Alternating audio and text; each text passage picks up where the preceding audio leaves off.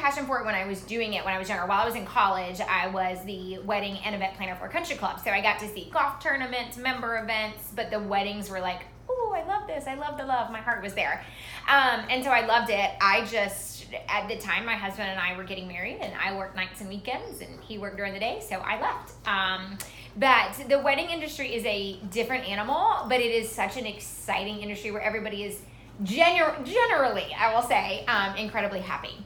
And so I'm a big people person, and so I just wanted to help people. And some people might call it particular or controlling. I like to think of it as organized and prepared. And so that was a big thing for being a planner. Awesome. Yeah.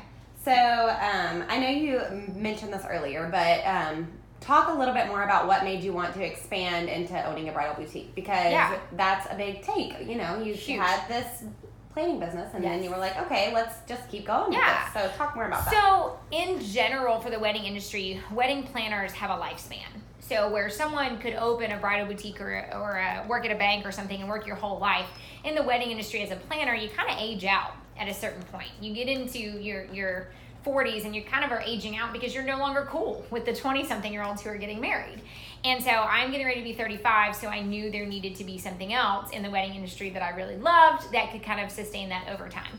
And so that's where that came about. And also, like I mentioned, there was that hole in the market. I had all these brides that I was planning with who were spending ridiculous amounts of money on dresses and not feeling like they got the customer service or the experience they really wanted, or having to go to the big box stores and not feeling like, like really comfortable and really loved. So we have opened the shop, and it's one-on-one, and it's a small family-owned shop, and everyone comes in and feels right at home. So that was where I felt like it was missing. I love it. So cool. So what do you think that the most challenging part of running and owning two businesses is?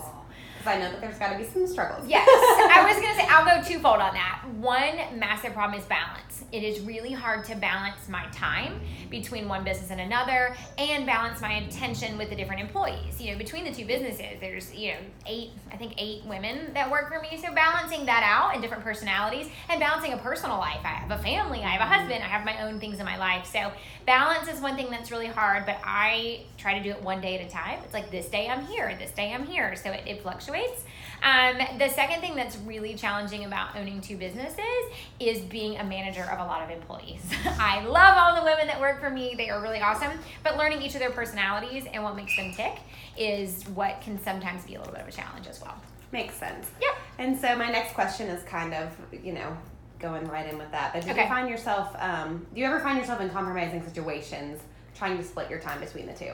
Okay, you literally hit the nail on the head. Yeah, it can be really challenging. Sometimes it's where I can try to set my week out that says, okay, Monday I'm doing, this, and Tuesday this, and Wednesday this, and then an emergency will happen somewhere that requires my attention. So sometimes, for the good and the bad, I kind of go with who's screaming louder, which business is screaming a little bit louder and which needs more from me.